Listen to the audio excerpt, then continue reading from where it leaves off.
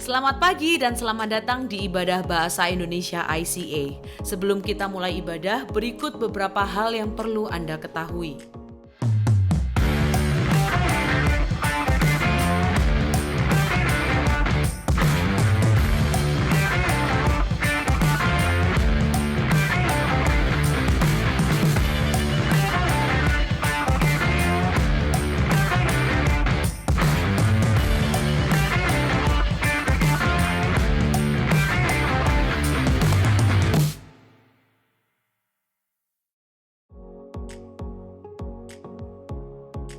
Tim pelayanan sosial ICA membutuhkan bantuan Anda dalam menyelenggarakan kegiatan bagi mahasiswa misi yang berkunjung dari Kanada selama bulan Mei.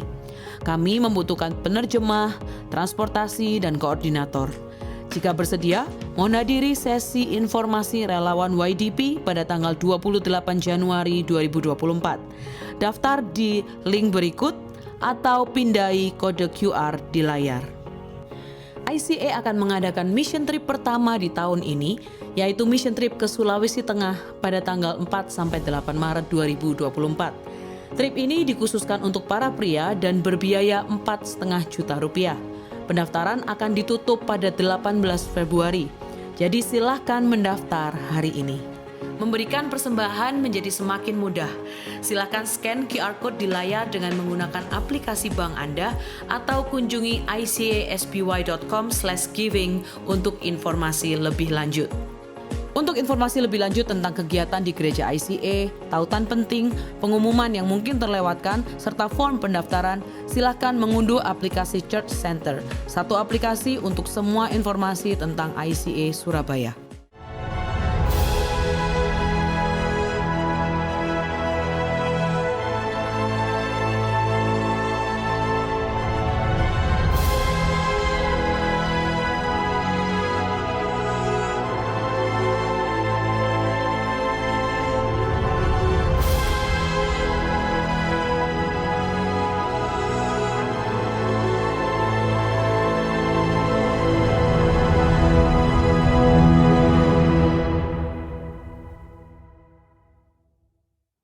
Shalom, selamat pagi, selamat datang dan bergabung bersama kami dalam ibadah ICA Bahasa Indonesia Online pada hari ini. Saya Pastor Roy, salah satu pastor di ICA, dan hari ini kita memulai seri yang baru, Perjalanan Bersama Kristus. Dan judul untuk hari ini adalah Yesus di Masa Kecil. Teksnya terambil dalam Lukas pasal yang kedua. Dan sebelum kita akan membacakan firman dan mendengarkan firman Tuhan, kita akan berdoa terlebih dahulu. Mari kita berdoa. Tuhan, kami mengucap syukur untuk saat ini, Kau hadir bersama-sama dengan kami. Tuhan berbicara bagi kami melalui firman yang kami baca dan kami dengar. Pimpin hidup kami, agar melalui firman ini kami belajar bagaimana Engkau hadir sebagai manusia pada masa kanak-kanak, dan apa value yang ada dalam kisah ini yang bisa menolong kami sebagai pengikut Kristus menjalani hari-hari kami dengan benar, menjalani hidup kami sebagai orang-orang percaya yang hanya melihat Kristus sebagai panutan, idola kami, dan yang akan kami praktekkan sehari-hari ya Tuhan. Tuhan pimpin kami dan kami siap mendengarkan firman-Mu, siap dipimpin oleh kebenaran firman. Dalam nama-Mu, Yesus, kami berdoa dan bersyukur. Amin. Baik, teks hari ini terambil dalam Lukas pasal yang kedua. Namun saya akan membacakan hanya ayat yang ke-21 sampai ayat yang ke-32. Dan saya akan bacakan untuk kita bersama-sama. Lukas 2 ayat 21 sampai yang ke-32. Dan ketika genap 8 hari dan ia harus disunatkan, ia diberi nama Yesus, yaitu nama yang disebut oleh malaikat sebelum ia dikandung ibunya. Dan ketika genap waktu pentahiran, menurut hukum Taurat Musa, mereka membawa dia ke Yerusalem untuk menyerahkannya kepada Tuhan, seperti ada tertulis dalam hukum Tuhan. Semua anak laki-laki sulung harus dikuduskan bagi Allah, dan untuk mempersembahkan korban menurut apa yang difirmankan dalam hukum Tuhan, yaitu sepasang burung tekukur atau 2 ekor anak burung merpati. Adalah di Yerusalem seorang bernama Simeon. Ia seorang yang benar dan saleh yang menantikan penghiburan bagi Israel. Roh Kudus ada di atasnya, dan kepadanya telah dinyatakan oleh Roh Kudus bahwa ia tidak akan mati sebelum ia melihat Mesias, yaitu Dia yang diurapi Tuhan. Ia datang ke bait Allah oleh Roh Kudus ketika Yesus anak itu dibawa masuk oleh orang tuanya untuk melakukan kepadanya apa yang ditentukan hukum Taurat.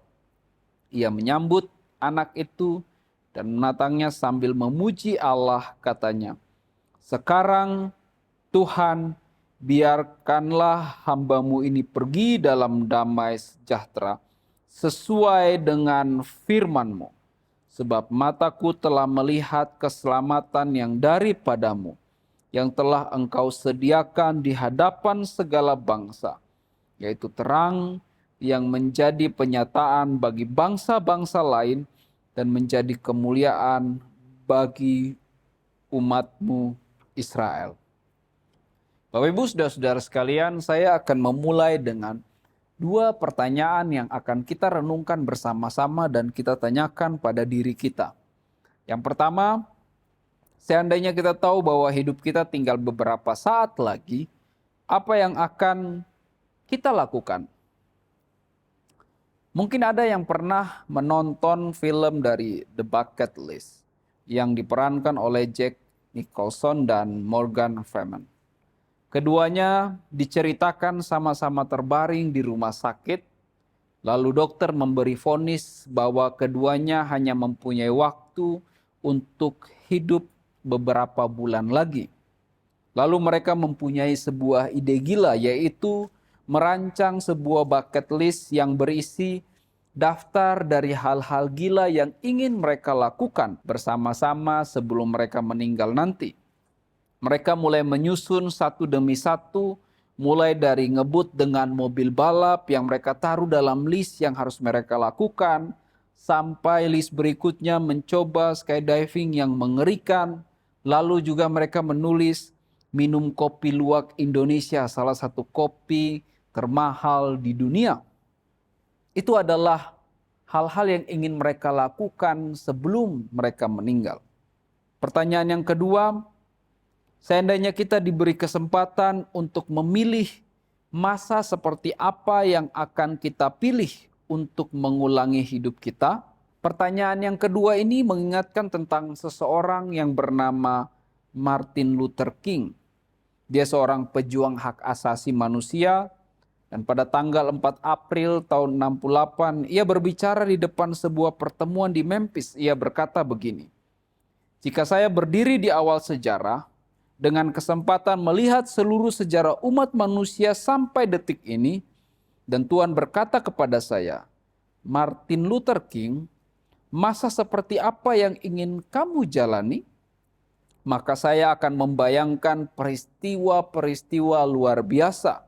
Saya membayangkan kisah bagaimana keluarnya bangsa Israel dari tanah Mesir, atau peristiwa mengagumkan dari Tuhan yang membelah Laut Merah, dan berbagai macam peristiwa-peristiwa ajaib lainnya. Terlepas dari semua hal mengagumkan tersebut, saya tidak akan memilih masa-masa itu."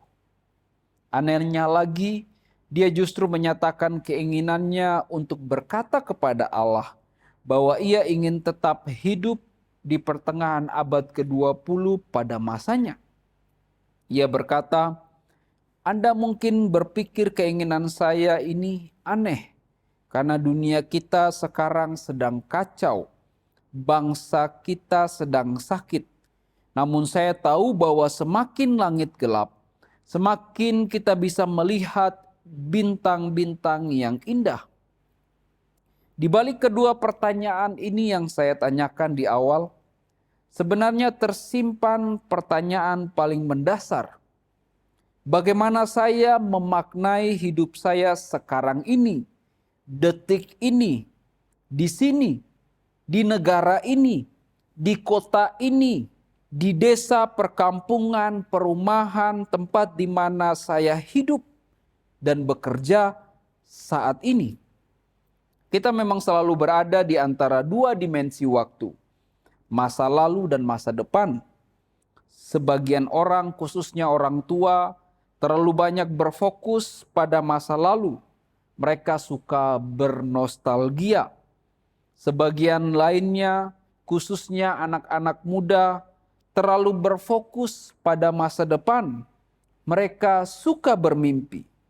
Namun ketika kita membaca Lukas pasal yang kedua ayat 21 dan 22 mencatat, dan ketika genap 8 hari dan ia harus disunatkan, ia diberi nama Yesus, yaitu nama yang disebut oleh malaikat sebelum ia dikandung ibunya.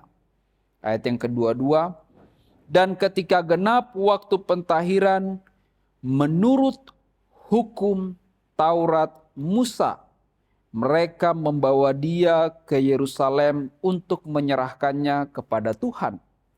Di sini kita menemukan penamaan bayi Maria dan Yusuf, serta ritual keagamaan yang diikuti oleh Yesus saat itu sesuai dengan petunjuk malaikat dan Taurat Musa yang telah terjadi di masa lampau, yang diberikan kepada mereka sebagai petunjuk hidup untuk masa depan. Di sini kita menemukan malaikat memberi pesan kepada Maria dan Yusuf. Anak itu harus diberi nama Yesus Kristus. Lalu di sini juga kita menemukan mereka melakukan perintah Taurat Musa. Ini bermakna tentang Maria dan Yusuf mendengarkan dan mengikuti perintah Tuhan, kehendak Tuhan saja. Ini pesan penting bagi engkau dan saya. Sebagai orang tua, lakukanlah apa kata Tuhan melalui firman-Nya kepada anak-anak kita. Kenapa? Anak-anak kita itu kepunyaan Tuhan. Mereka pemberian Tuhan. Nyawa, hidupnya, nafasnya dari Tuhan. Pemberian Tuhan. Tidak hanya bagi orang tua, tetapi juga bagi engkau dan saya. Kita diminta hanya taat kepada perintah Tuhan yang tercatat dalam firman-Nya saja. Ini penting. Walaupun pesan itu telah datang di masa lampau, ratusan ribuan tahun yang lalu, namun pesannya sangat penting, berguna bagi engkau dan saya, harus didengarkan, dilakukan, dan diikuti. Sumbernya jelas, firman Tuhan. Namun di saat yang bersamaan, ketika ritual keagamaan yang diikuti oleh Yesus untuk diserahkan kepada Tuhan, itu juga berada di antara dua kisah kehidupan yang lain. Kita menemukan di sini kalau kita baca Lukas pasal yang kedua, kita akan menemukan ada kisah Simeon dan nabi perempuan Hana, ayat yang ke-36. Di sini sedikit tentang Simeon yang mendapat pesan dari Roh Kudus bahwa ia tidak akan mati sebelum melihat kedatangan Mesias, Sang Penyelamat Israel, bangsa-bangsa umat Allah. Lalu Hana, nabi perempuan yang terus berdoa dan berpuasa bagi keselamatan bangsanya. Kisah ini mau berkata bahwa yang terpenting adalah apa yang Tuhan kerjakan di masa lalu, itu penting, berguna untuk masa kini dan masa depan. Sebaik apapun masa lalu, itu tidak bermakna jika masa kini kita menolak karya Tuhan itu dengan tidak bersedia memberi diri dipimpin Roh Allah. Kristus memberi contoh sejak masa kecil. dia diserahkan kepada Allah, dipimpin oleh Allah. Masa depan seindah apapun mimpi kita hanya omong kosong jika masa kini tidak diisi oleh Sang Firman. Sebaliknya, masa lalu itu bisa membantu kita untuk mengenang hal-hal baik yang Tuhan telah lakukan dan kerjakan dalam sejarah keselamatan. Tujuannya agar kita hidup di masa kini, kita hidup secara bermakna, karena makna hidup kita hanya ditemukan dalam Tuhan, Tuhan pencipta engkau dan saya. Itulah yang terjadi dalam hidup Maria dan Yusuf, Simeon dan Hana, serta Kristus, Yesus, sejak dia masih kecil. Mereka melakukan apa yang mereka harus lakukan berdasarkan firman pencipta mereka. Maria dan Yusuf dipimpin oleh Tuhan melalui malaikat dan firman Allah. Simeon dipimpin Tuhan untuk menantikan Mesias dalam waktu yang tidak diketahui tapi disuruh untuk taat setia menanti. Hana dipimpin oleh Tuhan untuk setia berdoa hingga Sang Mesias itu tiba. Kristus, Yesus sejak masa kecil hidupnya dipersembahkan kepada Allah, dipimpin oleh Allah. Bagaimana dengan kita? Tanyakan pada diri kita, apakah aku sudah mempersembahkan hidupku kepada Tuhan? Jika sudah, maka sudahkah saya taat dan melakukan kehendak Tuhan melalui kebenaran firman yang saya baca dan saya dengarkan? Mengenang kisah indah Yesus yang diserahkan oleh orang tuanya kepada Tuhan di bait Allah dan berjumpa dengan Simeon dan Hana. Momen itu menjadi pedoman, guideline pada masa kini bagi engkau dan saya yang memberikan pengharapan. Ketika engkau dan saya mempersembahkan hidup kita kepada Tuhan, taat pada firman-Nya, maka engkau dan saya punya masa depan. Karena pencipta kita itulah masa depan kita bersama pencipta kita. Masa depan dalam Allah juga akan membantu engkau dan saya berpengharapan dalam dunia yang telah jatuh dalam kuasa dosa ini. Kita akan menjalani hidup sesuai dengan maksud dari pencipta engkau dan saya. Tidak ada yang lebih indah daripada menjalani hidup engkau dan saya sesuai dengan maksud dan tujuan dari pencipta kita. Itulah hidup yang kita temukan dari Maria, Yusuf, Simeon, Hana, dan itu juga yang kita temukan dari masa kecil Yesus.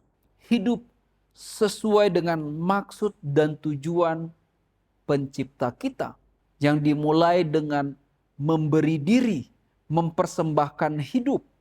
Kalau kata Paulus, mempersembahkan tubuh kita kepada Allah. Yesus membangun fondasi di masa lalu dengan benar. Fondasi untuk meneladani Dia, memberi hidup, mempersembahkan hidup kepada Allah. Dan Yesus juga menjamin masa depan engkau dan saya yang adalah gerejanya.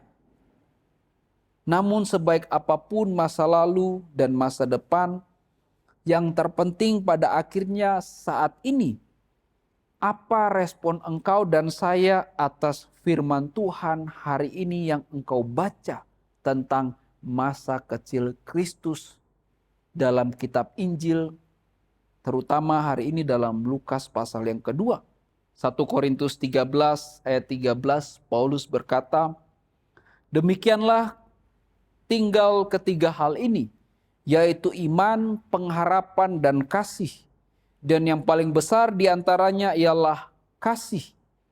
Iman menunjuk kepada masa lalu dari karya Yesus sejak ia masih kanak-kanak. sampai nanti ia mati di kayu salib dan bangkit. Sementara pengharapan menunjuk kepada masa depan, rumah Bapa. Namun kasih hanya bisa dilakukan saat ini hingga dalam kekekalan. Bukankah kita tidak bisa mengasihi seseorang di masa lampau karena ia sudah berlalu, sudah tiada? Kita juga tidak bisa mengasihi seseorang di masa depan karena ia belum berwujud, belum ada. Ketika masa depan itu datang dan kita tidak juga mengasihi, detik itu akan segera menjadi masa lalu. Hilang begitu saja. Itu sebabnya Paulus berkata dalam Efesus 5 ayat 16, dan pergunakanlah waktu yang ada, karena hari-hari ini adalah jahat. Kata waktu yang digunakan dalam ayat ini dalam bahasa aslinya itu adalah kairos. Setiap detik pada masa kini adalah kairos, sebuah kesempatan. Kairos tidak sama dengan kronos. Kairos merupakan kesempatan, sedangkan kronos adalah rentetan waktu, peristiwa. Jika kita belajar dari Maria, Yusuf, Simeon, Hana, dan Yesus pada masa kanak-kanaknya, yang memberi makna pada masa kini dengan memberi diri bagi tujuan Allah. Jadi pertanyaan terpenting bukanlah soal hidup seperti apa yang mau aku miliki, melainkan bagaimana aku mau hidup, bagaimana aku menjalani hidup sekarang ini hingga di masa yang akan datang. Jika kita melihat Yesus sejak anak-anak dipimpin oleh Roh Allah, mempersembahkan dirinya kepada Allah, suka belajar firman. Kalau kita baca pasal yang kedua, lalu diam dalam bait Allah. Apa yang kita temukan di sana? Itu menunjukkan kecintaannya kepada Allah Pencipta. Dan itu menjadi teladan bagi engkau dan saya yang mengaku sebagai pengikut Kristus, Yesus Kristus, meneladani hidupnya, mencintai Allah. Singkatnya ada dua cara hidup di masa kini. Mencintai Allah atau mencintai diri sendiri. Ketika kita mencintai Allah, kita pun akan mencintai sesama dan diri sendiri. Sebaliknya jika kita mencintai diri sendiri, kita akan terus mencintai diri tanpa membuka kemungkinan untuk mencintai Allah dan sesama. Apa yang terjadi jika seseorang mencintai dirinya secara berlebihan? Pertama, kita akan gagal melihat masalah hidup karena kita sangat ingin membuat hidup kita tidak bermasalah. Dengan kata lain, orang yang hanya mencintai dirinya tidak melihat tindakan cinta diri sebagai sebuah masalah. Namun ia akan melihat orang lain sebagai sebuah masalah. Melihat firman sebagai masalah dari hidupnya, masalah dari kebebasannya, hasratnya, masalah bagi kepentingan dirinya. Sebab yang ada adalah hanya aku, kepentinganku, keinginanku, hidupku, kesenanganku. Yang kedua, kita tidak akan mempunyai relasi yang sungguh-sungguh bermakna. Semua orang yang ada di lingkaran hidup kita dengan mudah akan dimanipulasi hanya untuk diri kita sendiri. Tidak akan pernah bisa memberi karena memang itu adalah firman Tuhan. Kalaupun memberi, hanya melakukannya supaya mendapat lebih banyak. Lalu Tuhan dan sesama dimanfaatkan untuk tujuannya. Itulah yang terjadi pada dunia yang berdosa. Memanfaatkan orang lain, memanfaatkan Tuhan, memanfaatkan kebenaran untuk kepentingan-kepentingan pribadi, golongan, orang-orang tertentu. Memanipulasi kebenaran, menggunakan firman untuk membenarkan kesalahan, untuk terus berdosa, mencari pembenaran atas dosa-dosa, tindakan-tindakan keliru yang dilakukan ketika membaca firman. Bukan bertobat, bukan merasa bersalah, bukan meminta ampun, tetapi membaca firman, mencari pembenaran untuk setiap dosa yang dilakukan. Ada dua pertanyaan yang harus kita jawab hari ini, dan itu telah saya tanyakan di awal tadi. Yang pertama, seandainya kita tahu bahwa hidup kita tinggal beberapa saat lagi, apa yang akan kita lakukan? Pertanyaan ini memunculkan sebuah kesadaran adanya desakan, sebuah sense of urgency. Kehilangan arti hidup yang kita lihat dari orang-orang dalam dunia ini. Kehilangan makna hidup dari orang-orang yang tidak punya relasi dengan Tuhan. Pertanyaan ini menunjukkan orang-orang yang kehilangan makna hidup. Seperti film yang saya contohkan di awal. Apa yang mau dilakukan kalau ini adalah hari-hari terakhir? Mereka hanya tulis list-list dari hobi kesukaan yang mereka lakukan. Mereka kehilangan makna. Kehilangan tujuan kebenaran, lalu tidak siap akan kematian. Seolah-olah hobi yang mereka sukai itu akan membuat hidup mereka bahagia. Tetapi ketika kita membaca firman ini, kita menemukan di situ contoh kasus Simeon belum mati di masa lampau itu hanya untuk tujuan Tuhan. Roh Kudus datang dan bilang kepada dia, engkau tidak akan mati sampai engkau berjumpa dengan Mesias. Makna hidup itu hanya ada dalam Tuhan. Kristus punya tujuan hidup, makna hidup ketika dia dipimpin Roh Allah, ketika ia dipersembahkan kepada Allah. Ketika engkau dan saya membawa anak-anak kita kepada Tuhan, disitulah mereka menemukan tujuan, arti, dan makna hidup mereka dalam tangan Pencipta, Pemberi hidup, Juru Selamat mereka. Pertanyaan kedua yang saya tanyakan di awal, seandainya kita diberi kesempatan untuk mengulangi masa hidup kita sebelumnya, maka masa seperti apa yang akan kita pilih? Pertanyaan ini muncul karena adanya sebuah krisis.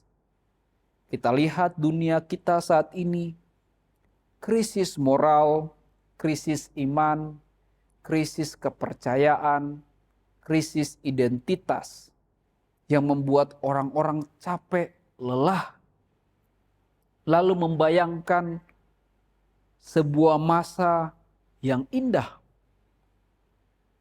Ini adalah krisis yang benar-benar terjadi di dunia ini, dunia yang dikuasai dosa. Kita tidak bisa menghindar dari berbagai krisis yang terjadi. Ingat, kita tidak bisa menghindar dari kenyataan bahwa setiap engkau dan saya yang tidak memberikan diri kita dipimpin oleh Roh Allah, yang tidak mempersembahkan tubuh kita, hidup kita kepada Allah Pencipta, Kristus, kita akan kehilangan makna hidup dan tujuan hidup. Lalu kita akan mencari hal-hal yang lain di luar Tuhan yang kita pikir itu adalah tujuan hidup kita. Tetapi semakin kita melakukan itu, kita tidak mendapatkan sesuatu gairah. Tidak ada sukacita, tidak ada kebahagiaan. Karena kita salah jalan. Lalu yang kedua, kita tidak bisa menghindar dari keadaan dunia yang terus merosot. Karena memang dunia ini mengalami krisis. Dunia telah jatuh dalam dosa. Berbagai hal akan kita lihat. Hal-hal yang menyimpang, kita tidak bisa menghindar dari situ. Tetapi di awal tadi ada sebuah kisah dari Martin Luther King yang seorang aktivis, seorang rohaniawan yang berkata, saya akan tetap hidup dalam masa di mana saya dilahirkan dalam kegelapan sekalipun, karena saya menemukan makna hidup dalam pimpinan Tuhan. Dan saya akan melihat terang kebenaran dalam kegelapan dunia sekalipun. Jadi penyerahan diri kepada Allah adalah kunci yang akan mengubah jalan hidup engkau dan saya. Mengubah tujuan hidup, makna hidup, memberi arti, memberi sukacita bagi engkau dan saya. Karena engkau dan saya ada dalam tangan pencipta kita. Ada dalam pimpinan pencipta kita. Sebab kita bukan lagi milik dunia, tapi kita dengan kemauan kita mempersembahkan diri secara sadar kepada Allah Sang Pemilik hidup. Maka saat itulah kita hidup berpengharapan. Karena sumber kekuatan kita untuk bertahan berasal dari Allah. Kristus merasakan keduanya, sense of urgency maupun sense of crisis. Karena itu, Yesus memanfaatkan sebaik mungkin waktu yang dimilikinya untuk hidup dipimpin oleh Roh Allah dengan cara memberi diri, mempersembahkan hidup kepada Allah sejak dia masih kecil. Lalu melakukan kehendak Bapa, belajar firman. Kalau kita baca dalam Lukas pasal yang kedua, ada momen di mana dia diam di bait Allah, belajar firman Tuhan, berdiskusi dengan orang-orang yang mengerti firman. Lalu dia melakukan kehendak Bapa untuk mengasihi, memberi teladan hidup. Tidak hanya memberi teladan, tetapi juga dia memberi hidupnya sendiri bagi engkau dan saya. Apakah engkau dan saya sebagai orang yang mengaku pengikut Kristus, kita punya kesadaran yang sama seperti kesadaran yang dimiliki oleh Kristus? Junjungan kita, idola kita, teladan kita. Tanyakan pada diri kita, siapa yang kita idolakan dalam hidup kita? Siapa yang kita ikuti sebagai panutan? Apakah Yesus Kristus atau manusia lain selain Kristus? Kalau engkau mengaku sebagai pengikut Kristus, hanya Kristus Yesus yang engkau dan saya harus contoh dari hidupnya. Hanya dia, tidak ada seorang lain pun, seorang terkenal sekalipun, rohaniawan yang populer sekalipun, tidak boleh engkau dan saya ikuti. Yang menjadi panutan hidup, guideline dalam hidup kita, cara kita berbicara, cara kita bertutur kata, cara kita membawa diri kita, hanya Kristus yang kita lihat, bukan orang lain selain Kristus.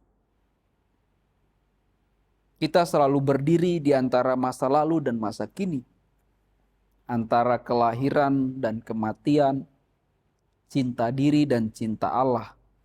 Lalu, manakah yang kita pilih? Hidup untuk tujuan Allah sebagaimana yang Yesus jalani sejak ia masih kanak-kanak, atau hidup untuk diri sendiri yang berujung kepada kehancuran? Sebagaimana kalau kita lihat dalam kisah Adam dan Hawa, jatuh karena hasrat dan keinginan mereka. Bukan memilih, mendengarkan, ikuti, melakukan pesan, perintah, kehendak Tuhan. Makna hidup hanya ada dalam Tuhan. Dan itu ditemukan dalam firman yang kita baca dan kita dengarkan, kita lakukan, dan kita imani. Syukur kepada Tuhan buat orang tua yang sejak anak-anaknya masih bayi, sejak kecil, mempersembahkan anak-anak itu kepada Tuhan. Dan syukur kepada Tuhan, engkau dan saya menjadi orang-orang yang dengan sadar, secara dewasa, dengan kemauan kita memberi diri dengan sungguh-sungguh untuk dipimpin oleh Roh Allah.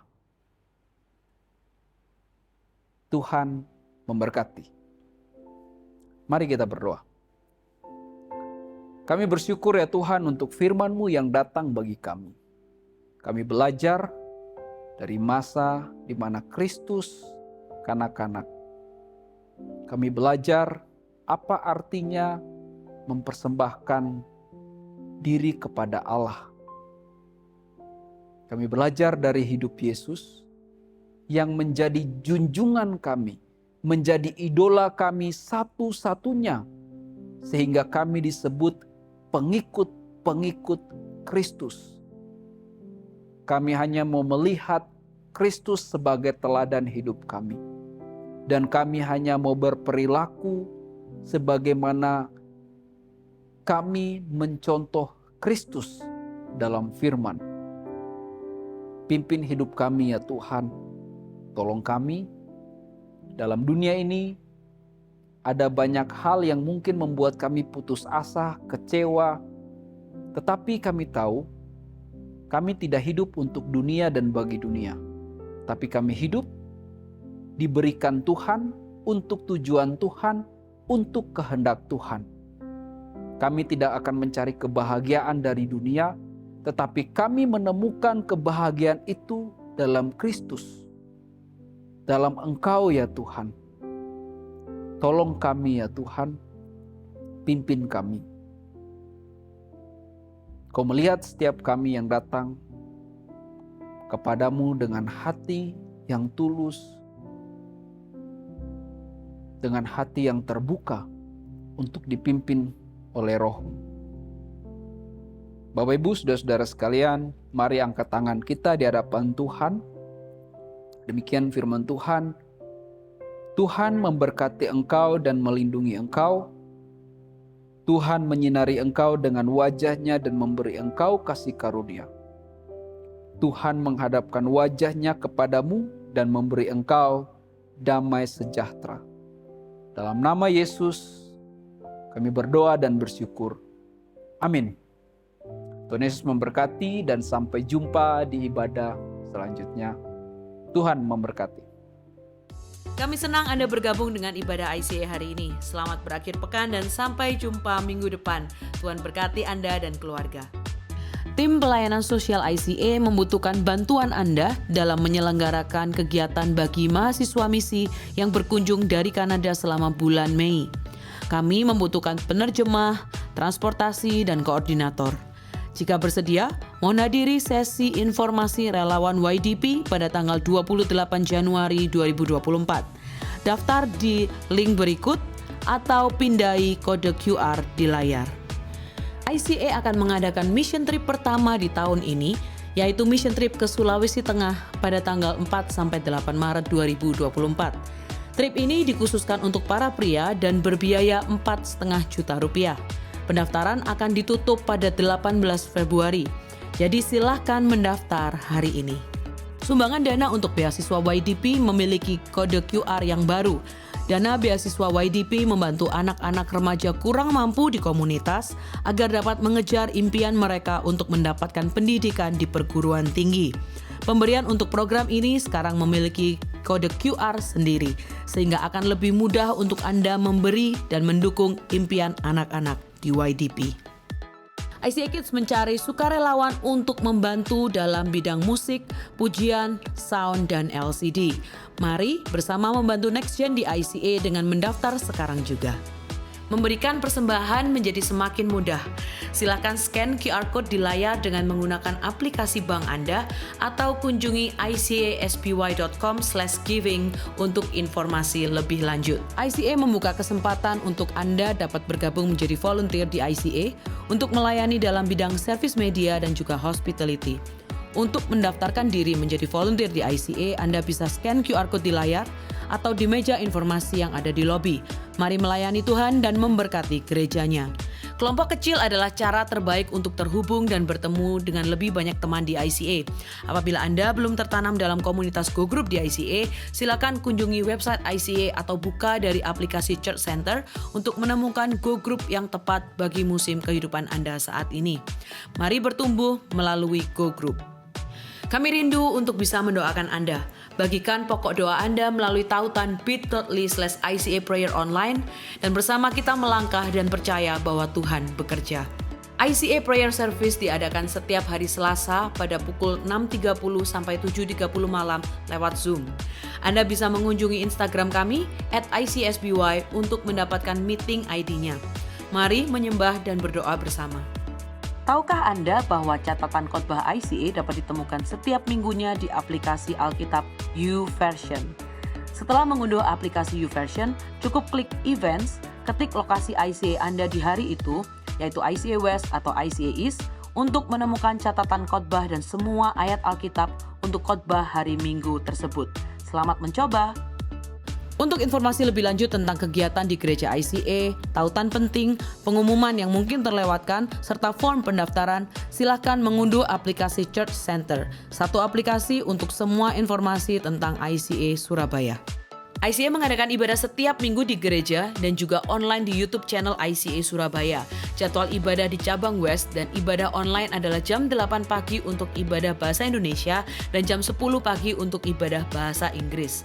Sementara di cabang East, ibadah bahasa Indonesia diadakan pada jam 8 pagi, lalu untuk bahasa Inggris ada di jam 9.15 dan jam 11 pagi. Bergabung bersama kami setiap hari Minggu untuk menyembah dan belajar firman Tuhan bersama-sama. Ikuti sosial media ICA Surabaya di YouTube, Facebook, Instagram, dan Spotify. Anda dapat menemukan berbagai informasi, playlist musik, video, renungan, dan lainnya.